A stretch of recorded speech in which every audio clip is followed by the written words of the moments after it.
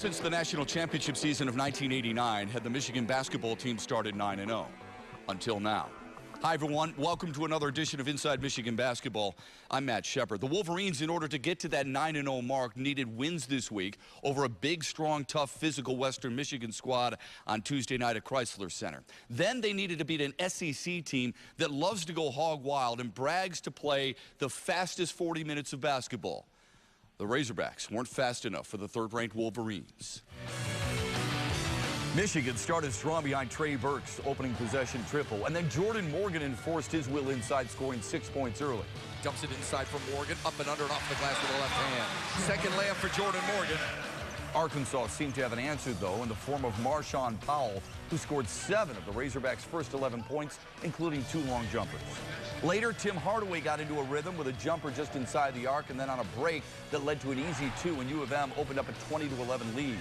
Arkansas hung tough behind Fayetteville native Kiko Hadar. The junior nailed 3 triples in the first half for a career-best 9 points. Catches and fires for 3. Wow. Oh, and a drop from the left wing. But Trey Burke, with an NBA scoop and score just before the half, allowed Michigan to take a 10-point lead at the break. Arkansas started the second half with a couple of buckets. They were aided by Michigan's struggling shot, 3 of 12, and poor ball handling, 3 early turnovers. But after having their 13-point lead trimmed to 2, Tim Hardaway buried a huge 3 from the right wing. Hardaway for 3. Got it! Big 3 ball from Tim Hardaway to push Michigan's lead to 5. After the Hogs had answered and crawled back to within 1, Michigan was able to pull away. Hardaway shovels it inside. Robinson, reverse layup, good, and a foul call. Boasting all 5 starters in double figures, shooting 47% and winning 80-67 to start 9-0 for the first time since 1989. They're a really good team, and they're not just going to lay down and let us take the win. So, you know, we knew they were going to have their runs, and it's a game of runs. So, we just wanted to have that last run and just be able to respond, you know, when they started to try to gain momentum. We just kept our poise. It's tough when any team tries to come back at you, but when we have a lead. But, you know, being at home and stuff, have our own crowd helped us a lot. And the older guys just made plays when we needed to, and we all stepped up. We have to remember this Arkansas club just came off a big-time win over Oklahoma, who was 6-1 going in and had already played Wisconsin earlier this year. When you take on that Razorbacks club, the mantra for them is the fastest 40 minutes of basketball. It seemed like you played at your pace. Is that fair to say? Yeah, we tried to. We limited the possessions a little bit, but it still takes some time getting used to, without question. And we responded the best that we could. But that's how you're going to have to adjust. We went from extremes from Western Michigan to this team right here. That's a big extreme in what they allow you to do offensively. Both of them are good plans, very different. So we had to go from one extreme to the other. I like what we did. Yeah, we'll talk about the Broncos a little bit later on. You did not relinquish the lead against Arkansas on that Saturday afternoon, but they did get from 13 points down to 1 point down. Then your team showed an awful lot. Well, I said that's you know, we've been fortunate enough to be up by double digits, 15, 17 points in most of the second halves when the game's in. When the game could go the other way. So when people made runs, Matt, they brought it to 9. That's not a real run. Yeah. Now when you're up 9 and they bring it to 1, now you got to see what your team's made of. I love what our team was made of. I remember when you first got here, you told me the definition of my teams are low turnovers, very few fouls, and balanced scoring. Every starter had double digits on that Saturday against Arkansas. That's a good plan. I'm glad I chose that plan. That's a good way to do it. No, I liked it. And you know, today our bench play was really good too. Spike came in and hit a 3 and played his game, had a good pass in there. I love Karras came off the bench. John Horford was terrific again. So this is the closest he's played to how he was playing before he got hurt when we went to Hawaii. So that's a great thing to have coming off the bench. It is interesting how a guy can change the game without necessarily scoring, like John Horford has done the last 2 against Western and Arkansas. I mean, absolutely changed the game today when all of a sudden they got that big shot blocker. Because he hasn't always been a shot blocker. He's starting to understand how to time things, how to play with his hands up without fouling. And that's a big change for us. When you bring in a guy like Mitch McGary, you bring in John Horford. Jordan Morgan was extremely active against Arkansas. It's the second game in a row in as many seasons against the Razorbacks where he's played exceptionally well. Do you get the sense that your front court is really coming along? Yeah, I just, you know, there's still a lot of things. When you go from extremes, like we said, all of a sudden, you know, Western Michigan's going to guard the house. and they're going to let you make seven, 8 passes. This team's not going to let you make 2 passes, and we had to adjust very quickly. So the timing on our front court takes a while to get, and it's really getting better and better. But you know how many clips I'll have after the Arkansas game. Yeah. Well, speaking of that front court was tested against a big, strong, and athletic Western club. That's how the week began. When we come back, we'll talk with the head coach about how they were able to blow out Western Michigan. That's a media term, not a coaching term, by 32. We'll be back. Inside Michigan Basketball is brought to you in part by the University of Michigan Health System.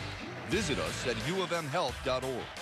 And by Absol Pure Water, Michigan's favorite spring water and official bottled water of the Michigan Wolverines.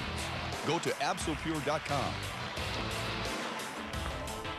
Anytime John Beilein's club takes the floor, by the time the game is over, one of your players of the game is Trey Burke. He was sparkling against Western Michigan, having 20 points and 7 assists. And 2 games in a row then, he had 18 assists combined and no turnovers. He's really taking care of the basketball. Yeah, you know what I've noticed in the last 3 weeks or so, that as we went into the Garden, we played, he was frustrated. He had a couple turnovers. He wasn't frustrated he didn't score how many points he scored. He was frustrated with turnovers. And now he's really studied the game. We have these quarterback meetings with Lavelle, myself, Spike, and Trey, among others. And just explain the game to him a little bit about what's happening and seeing it differently instead of just watching video. He's really improved in that. Seeing the teams on your schedule, Pitt, Kansas State, North Carolina State, even a Western Michigan, they give you different looks that certain parts of their games you're gonna see during the Big Ten season. Yeah. What did Western Michigan provide you? Oh, I would think very much like a Wisconsin defense, that it was containing. They're just not going to let you get a good shot. They're not going to switch any screens, and they're just going to be really solid defensively, but it still lets you have some rhythm to what you do. So it's a great plan. It's worked for Wisconsin for a long time. It's worked for Steve Hawkins at Western Michigan.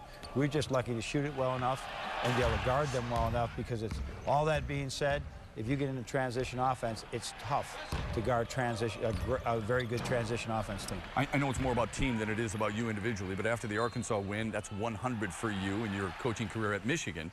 651 in your career. Any significance there? Anything special for you? No, I think I said with the media, I said, I hope the next 100 comes, you know, all the places I've been, Kathleen and I have been special. I mean, really special, and this is no exception.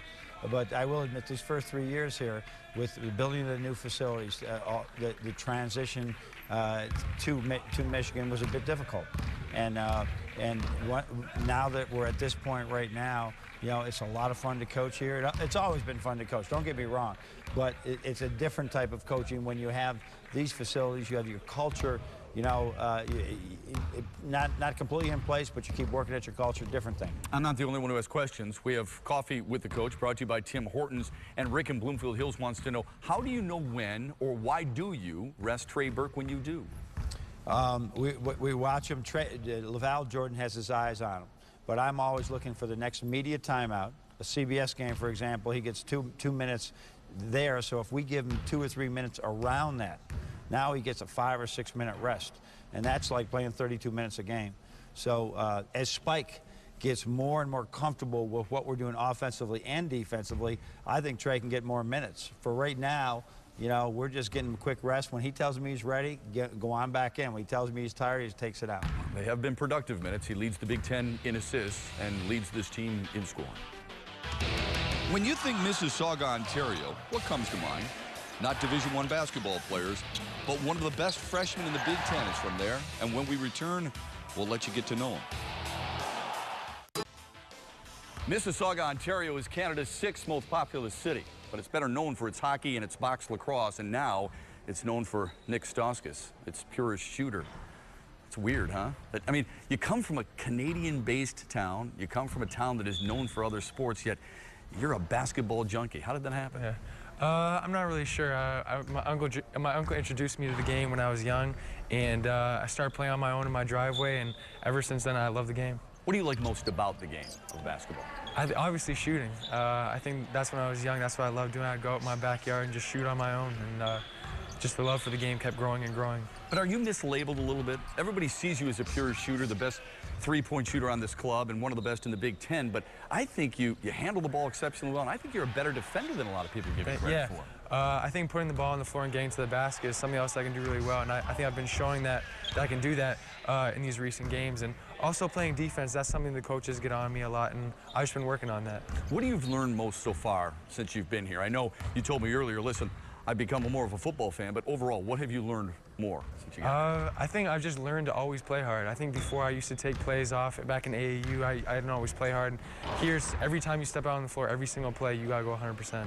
How about the talent on this club? Are you even amazed sometimes when you're out there to see how many different ways this team can beat the opposition? I think you saw that today in today's game. We had all five stars in double figures, and guys coming off the bench, John Horford, Spike, Karras, everyone played a real good game today. So we have a ton of talent on this team, and we don't rely on only one or two guys. Everyone can get the job done. How can you guys get better? How can you help make this team get better? I think just staying connected defensively and always talking. I think that's one time we sometimes break down is when we're not talking defensively and we're not being physical. If we can do that, I think we can beat any team in the country. You're an extroverted guy. I mean, you don't mind talking to anybody, especially when it comes to the subject of the NBA. And you and I have had our debates before about who's the best player, whatever the case may be. But who do you like in your game after? That's a tough question. I think just recently a lot of people have been saying J.J. Redick and stuff like that. I think just because I can shoot the ball. But I don't know, in the NBA, I think maybe like a young Mike Miller maybe. That's what I'd like to compare myself to. But I'm kind of trying to create my own little brand, so we'll see. Being a basketball player is only part of being a student athlete here at the University of Michigan. Student is the other part, the more important part. Yeah. How have you adjusted to college life in general? I've adjusted pretty well. I went to prep school for 3 years, so that kind of got me used to being away from home and being responsible to get work done on my own. So I've been doing a fairly good job of that, and guys like C.J. Lee and Tommy Jones, they've been helping us out a lot and getting us to study hall and keeping on top of our work. It's great to visit with you. You've been a bright spot for Michigan so far. Thank you. I appreciate that. Absolutely. We'll be talking real soon to Nick Stauskas. Yes, sir. Stay with us. One of this guy's biggest fans is the biggest guy in the athletic department. Director of Athletics David Brandon joins us a little bit later on. But up next, it's the women's story. Welcome back to Inside Michigan Basketball. Michigan took on Illinois State on the road Wednesday night, and they had a rough start, turning the ball over 5 times in the first 2 minutes. But they got back on track and proceeded to go on a 14-0 run to take a 19-9 lead. The Redbirds went on a run of their own, and Michigan led by a bucket at the half, 23-21. The Wolverines fell behind early in the second half before scoring 9 unanswered points against the hosts to open up a comfortable lead. Kate Thompson led Michigan with 18 points. Jenny Ryan added 12 points, 5 assists, and 7 rebounds. And Rachel Sheffer chipped in 10 points as Michigan cruised 56-45. Anytime you win on the road against a quality opponent, it's a great victory. So I was really happy. We definitely had to grind it out. It was ugly at times, but I thought we made some really big plays when we had to. I was really happy with the way we rebounded the basketball, and to come away with a win, I'm proud of the girls. This was a really grinded out game, and I'm proud of the people that stepped up and hit big shots at the end, and I just like a win is a win. At the end of the year, you know, when we're trying to get in the tournament, it's games like these where they look back on. The Wolverines have won 7 of their first 9 games and improved their road record to 2-1. They'll stay on the road when they head to Eastern Michigan on Tuesday night to take on the Eagles. For Inside Michigan Basketball, I'm Sarah Van Meter. Thanks, Sarah. You know, the Wolverines return to the state of Illinois one more time during this regular season when they take on the Wildcats in Evanston in January. That, of course, is good news for Sam Arnold and her family. Arnold's always played well when visiting her home state. She's the only Wolverine who hails from the land of Lincoln. It's a comfort thing. I think it's just fun to go back and play in front of the people that love and care about you. It's nice to have their support there, and just gives you a little more energy and drive, I think. Arnold came off the bench against Illinois State to score 7 points and grab 5 rebounds in front of family and friends. Obviously, my parents were there. They go to as many games as they can. My older brother was there. I'm extremely close with him, and I haven't seen him as much this year. He's got a full-time job now, and he's a coach and a teacher, so it was really exciting to see him. I had some cousins there, my best friends, some old teammates from high school that haven't seen me play since my senior year of high school. Just a lot of family friends. My aunt and uncle, they come to a lot of games, so it's always nice to have their support. This year's Big Ten tournament is being played just outside Chicago, but Arnold isn't looking that far ahead. being a class of 5 seniors, that's awesome. Like, I wouldn't ask for better people to be by my side, and I think we all want to go out with a bang, and we want to have the best senior year that we can, and the fact that we have a new staff and a new system, I mean, your only choice is to buy in and give it all you have, because it's your final go-around. So if we want to win and be successful, that's what we got to do. Arnold has embraced the change and believes it will help her after she leaves Michigan for graduate school next year. She's entering the field of psychology. I want to help at-risk kids and kids who have either behavior problems or like ADHD, stuff that impairs them from learning the way they should be. I want to help those kids and better them. When we come back, Athletic Director David Brandon joins us to talk hoops, facilities, and more. Inside Michigan Basketball is brought to you in part by the University of Michigan Health System. Visit us at uofmhealth.org. And by Absol Pure Water, Michigan's favorite spring water and official bottled water of the Michigan Wolverines. Go to absolpure.com. Welcome back. We're coming up on the 3-year anniversary of the hiring of David Brandon as the athletic director here at the University of Michigan. And you've been so busy doing so many different things, tweeting, blogging, hiring, firing coaches, a lot of different things. How's it been in the first 3 years in their post? Well, it's been action-packed. It's been just about 3 years, and it seems like 20 because we've done a lot with facilities. We've certainly had some coaching changes. We've made some significant changes within the department itself. And I'm very pleased with the way things are going. We have a lot of work to do, a lot of goals yet to achieve, but so far so good. A lot of jewels in your crown. I would guess the Chrysler Center and this gorgeous facility is among the brightest for you. Yes, I'm really proud of the direction that both our men's and women's basketball programs are going. Obviously, being ranked where we are on the men's side is a place we haven't been for a while. And they're a fun team to watch, and they're so well coached. And what I hope people realize is the importance of building world-class facilities if you want world-class student athletes to come and join the program. And I can assure you that we've got young guys and gals both here today and on their way here that are being influenced by the fact that they know we're making a big investment in them and that they can come and get all the infrastructural support they need to be successful. I know it was a high priority for you, but you had a lot on your plate when you first started. How big of a priority was it to upgrade this facility and build this facility? Well, it was huge. We have 3 sports at the University of Michigan that have to support the other 26. And men's basketball is one of them that is an important revenue generator. And so if you want to be big time in all 29 sports, you've got to make sure the 3 golden goose sports that are laying the golden eggs are healthy and thriving, and we're filling seats, and we're exciting donors, and we're generating the revenues we need to invest in all those other programs. And thankfully, we're in a good place right now where our football program is on the move and doing well and competing for championships and going to bowl games and recruiting really, really terrific kids for the future. Our men's basketball program is obviously knocking it out of the park right now, and hopefully that will continue. We'll certainly be in the national hunt. And our hockey program, and I'm really proud of what we did at Yost. I think that's beautiful. That was a wonderful job of making sure we maintained the historic nature of that wonderful facility, but also updating it so our fans could really enjoy their time there. We've got a lot of very talented young people here that perform at a really high level, and that's why our main focus right now is to raise the money we need to make sure their facilities are as great as this one. I don't want any student athlete here from any sport to come over here to the William Davidson Player Development Center or Chrysler Center and say, gee, I wish we had something that good. I want them to know that we're investing in them at the same level because we think just as much about their sport, their skill, and their desire to represent Michigan. What do you like most about the Chrysler Center? I know that's tough to pinpoint, but it's gone such a dramatic change. Is there one area that you enjoy most? You know, the place that I like to hang out is the front door, because we never had a front door. This was a facility that had 6 or 7 front doors, which means we really didn't have a lobby.